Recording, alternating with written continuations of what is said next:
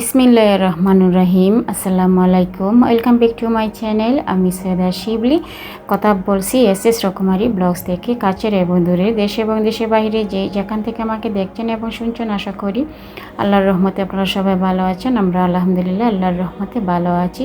আজও একটা নতুন দিনে নতুন একটা ব্লগস নিয়ে হাজির হয়েছি। আপনাদের মাঝে একটা লাইক দিয়ে কন্টিনিউ করে যাবেন।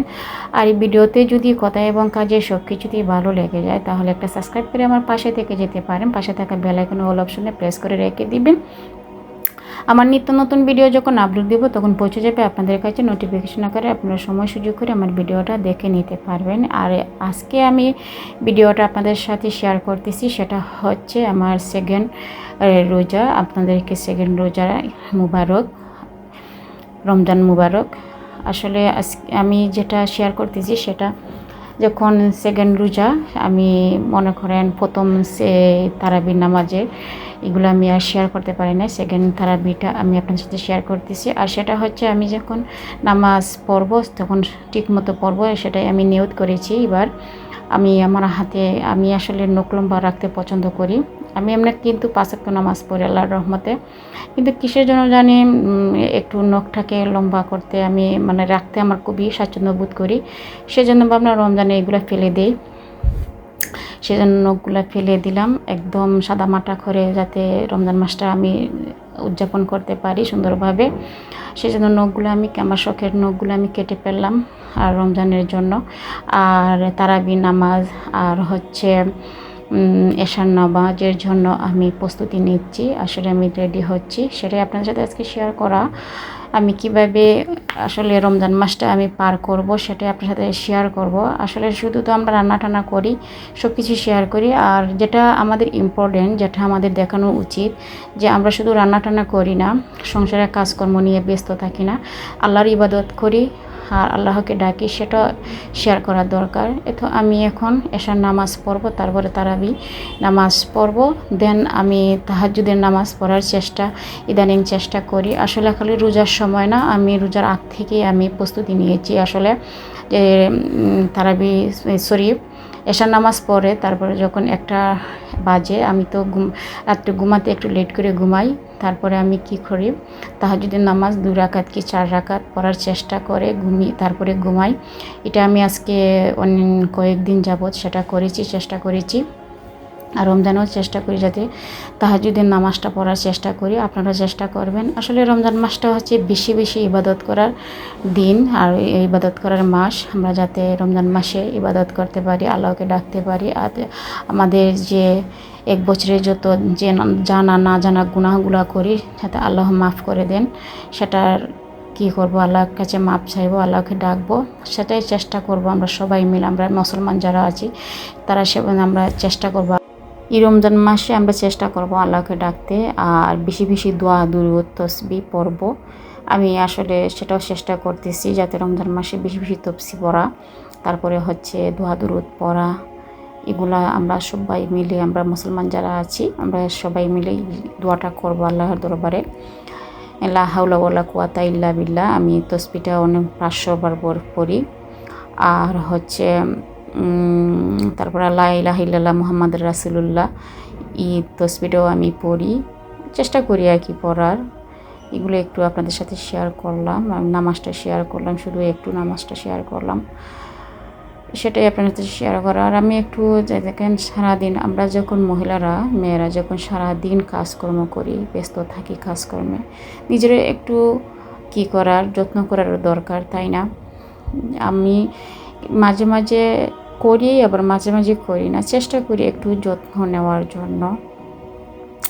এই দেখেন আমাদের যে এই হাতটা দিয়ে অনেক কাজ করি, হাতেরও যত্ন নেওয়ার দরকার। আর হচ্ছে শরীরের বলেন, মুখের বলেন, সব কিছুরই একটা যত্ন নেওয়ার দরকার। আমি নামাজটা আমার শেষ করে আমি আমার যে নাইট ক্রিমটা আছে, আমার জেল আছে গোল্ড জেল, সেটা আমি রাত্রে ইউজ করি, সেটা দিয়ে দিলাম। আর ভ্যাসলিনটা আমার হচ্ছে সঙ্গী সাথী। এই ভ্যাসলিন ছাড়া আমি চলতেই পারি না। এই ভ্যাসলিনটা আসলে স্কিনের জন্য কিন্তু অনেক অনেক অনেক উপকার, অনেক ভালো স্কিনের জন্য। আমি মাঝে মাঝে আমি মুখও দিয়ে দিই, পেজও দিয়ে দিই। আসলে আমার কাছে ভ্যাসলিনটা হচ্ছে বেস্ট সব কিছুর চেয়ে। বেসলিন দিলে দেখবেন বলেন স্কিনে বলেন সফট থাকে, খুবই স্মুথ থাকে। সেই জন্য আমি খুবই কী করি, এই বেসলিনটা ইউজ করি সবসময়। আমি সবসময় আমি বেসলিন প্রেমিক বলতে পারেন, প্রেমিকা বলতে পারেন। আমি খুবই পছন্দ করি বেসলিন। তারপরে আমি রাত্রের বেলায় কী করলাম, এটা হচ্ছে রাত্রের বেলায় তো তারাবির নামাজ পড়েছি। তারাবির নামাজ পড়ে আমি তারাবির নামাজের আগেই আমি কী করেছি, কিছু ব্রেডের যে সাইডগুলো আছে সেগুলো তো আমি অনেক নাস্তার ইত্যাদি বানিয়ে প্রয়োজন করে রেখে দিয়েছি। সেটার কিছু অংশ আমি রেখে দিয়েছিলাম, আর সেটা আমি এই চুলায় বসিয়ে মানে একদম লো ফ্লেমে ইটে আমি রেখে দিয়েছিলাম, দিয়ে একটু মচমচে করে নিয়েছি। নিয়ে এখন ব্লেন্ডার করে আমি ব্রেড ক্রাম বানিয়েছি। এইভাবে বানিয়ে আপনারাও করতে পারেন। ব্রেড ক্রাম দিয়ে সাইডে যে ব্রেডের যে সাইড ব্রাউন সাইডটা না ফেলে দিয়ে এইভাবে আমার মতো করে ব্রেড ক্রাম করে ফ্রিজে রেখে দিতে পারেন। আমি নর্মাল ফ্রিজে রেখে দিই এইভাবে। আসলে সারা বছরই আপনারা এইভাবে প্রয়োজন করে রাখতে পারবেন। ব্রেড ক্রাম কোনো কিছু প্রবলেম হবে না, মানে কোনো ধরনের প্রবলেম হয় না, কোনো ধরনের সমস্যা হয় না, নষ্ট হয়ে যায় না। আমি এভাবে নর্মাল ফ্রিজে রেখে দিই, এভাবে একটা বক্স করে রেখে দিই ফ্রিজে। তো আমি একটু ফ্রিজে রেখে দিলাম। আরটা হচ্ছে এই রমজান হচ্ছে 3 নম্বর রমজানের দিন, সেটা আমি রান্না যেটা করেছিলাম, আমি তো সেহরি এই 2 নম্বর যে সেকেন্ড তারাবিটা আমি পড়েছি রাত্রের বেলা। আর এটা হচ্ছে পরের দিন দুপুরের আমি যে সেহরির জন্য রান্না করতেছি, সেহরির জন্য আলু ভাজি করেছিলাম। আর যে গরুর মাংস পাক করেছিলাম আমি প্রথম সেহরিতে, আসলে আমরা প্রথম সেহরিতে গরুর মাংস খাইয়েছি, সেকেন্ড সেহরিতে খেয়েছি, এখন থার্ড সেহরির জন্য রান্না করতেছি। তার সেকেন্ড সেহরি তো আমি আপনাদেরকে গত ব্লগে দেখিয়েছি, চিকেন পাক করেছেন, চিকেনের কোরমা রান্না করেছিলাম। আর হচ্ছে এই তো শোল মাছ বুনে রেখে দিয়েছি। আসলে কড়াইটা আপনারা বলতে পারেন খালো, আসলে আমি কড়াইয়ের মধ্যেই রান্না করি বেশি, খুবই স্বাচ্ছন্দ্য বোধ করি আমি কড়াইয়ের মধ্যে রান্না করতে। আমি কড়াইয়ের মধ্যে রান্না করে রেখে দিই এইভাবে। আর কড়াইটা ব্ল্যাক হয়ে গিয়েছে রান্না করতে করতে, আসলে কত ধুবো বলেন তো, এক হাতে এত কাজ কি করা যায়। এখন আমি বের করেছি হচ্ছে প্রয়োজন করে যে ইফতারিগুলা রেখে দিয়েছিলাম আমি ফ্রিজে, সেগুলো বের করেছি। এই তো ছোলা বুট সিদ্ধ করে রেখে দিয়েছিলাম। আর হচ্ছে এখানে কিছু ইফতারি এখন বার করব। এই যে বক্সটার মধ্যে আমার 2 ধরনের ইফতারি আছে, একটা হচ্ছে চিজ দিয়ে কাবাব, আর একটা হচ্ছে শুধু কাবাব, চিকেন দিয়ে কাবাব, আর একটা সেমটাই চিকেন কাবাব, সেটার মধ্যে আমি ভিতরে চিজ দিয়েছি। লম্বা লম্বাগুলা হচ্ছে চিজ কাবাব, আর গুলগুলা হচ্ছে এমনি চিকেন কাবাব। এই 2 ধরনের কাবাব আমি বক্সে রেখে দিয়েছি। আর এভাবে রেখে দিলে কিন্তু বাচ্চারা খুবই পছন্দ করে, আর চিজটাই তো ছোটো বড়ো সবাই পছন্দ করে।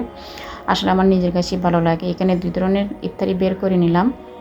আর এখন হচ্ছে পটেটো ফিঙ্গার বানিয়ে রেখেছিলাম, যে দেখিয়েছিলাম, এই তো পটেটো ফিঙ্গার বের করে আমরা তো 4 জন মানুষ, চারটা করে বের করতেছি। আর এটা হচ্ছে আলুর চপ বানিয়ে রেখে দিয়েছিলাম। এভাবে প্রয়োজন করে আপনারা রাখতে পারবেন। আমি এই তো আলুর চপ বের করে নিব আমাদের সবার জন্য। আমি 5টা আইটেম বার করেছি ইফতারির জন্য।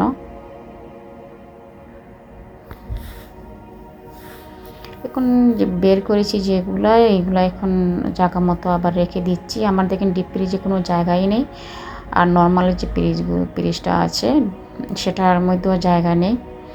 এত জিনিসগুলো আমি রেখেছি। আসলে রমজানের সময় তো অনেক কিছু জিনিস কিনতে হয়। আর তো হচ্ছে এখন বেসনটাকে আমি গুলিয়ে নেব। বেসনের মধ্যে আমি আগে সব কিছু মশলা যেগুলো লাগে, শুকনো মশলাগুলো, এগুলো মিক্স করে বেসন রেখে দিয়েছিলাম। আর এখনও হচ্ছে শুধু আদা রসুন দিয়ে বেসনের গুঁড়াটাকে করে নিচ্ছি, গুঁড়া করে নিচ্ছি। এটা হচ্ছে চপ ভাজি করব, আর হচ্ছে বেগুনি ভাজি করব, সেটা লাগিয়ে ব্যাটারটা লাগিয়ে।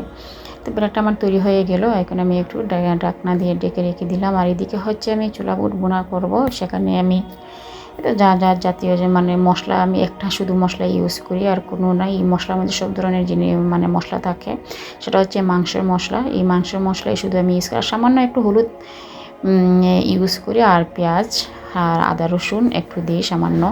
তারপরে আস্ত কলি করা যে পেঁয়াজগুলো আছে কিউব করে কেটে এভাবে যদি ছানা বোনা করেন আসলে অসম্ভব মজা লাগে। খামরে খামরে যখন আস্ত পেঁয়াজ মুখে লাগে, কিউব করা পেঁয়াজটা যখন লাগে মুখে কামড়ে পড়ে খেতে অসম্ভব মজা লাগে। এভাবে আপনার করে খেয়ে দেখবেন। আর আমি সামান্য একটু চিনি দিই, জানি না কিসের জন্য জানি, আমার কাছে এত ভালো লাগে ছানার মধ্যে যদি একটু হালকা পাতলা একটু শুধু টেস্টের জন্য একটু চিনি দিয়ে ছোলা বুটটা, আমরা আসলে সিলেটি ভাষায় অনেক সময় আমরা ছোলা বুটটাকে ছানা বলি। আমার মুখের মধ্যে বাজে বাজে ছানা এসে পড়ে, ছানা বোনা এসে যায়।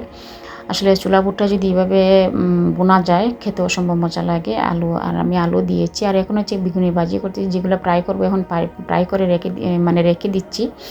আসলে ইফতারের টাইমও চলে এসেছে, তো আমাদের ইফতারের আইটেম।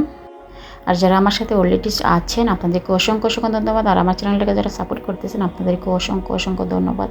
আসলে আমি জানি না কিসের জন্য আর কদিন ধরে আমার চ্যানেলটা কেন জানি ডাউন হয়ে গিয়েছে, মানে ভিউ হচ্ছে না, কিসের জন্য জানি না। ইনশাল্লাহ হবেও। আর তো ইফতারি সামনে রেখে আমার দুই ছেলে দোয়া করতেছে। আসলে ইফতারির সময় দোয়া করলে আসলে দোয়া কবুল হয়। আমার বাচ্চাগুলোকে বলেছিলাম, আমার ছেলেগুলোকে, সেই জন্য তারা ইফতারের সময় দোয়া করতেছে। আজ এই পর্যন্তই। সবাই সুস্থ থাকবেন, ভালো থাকবেন, আমাদের জন্য দোয়া করবেন। আল্লাহ হাফিজ, আসসালামু আলাইকুম।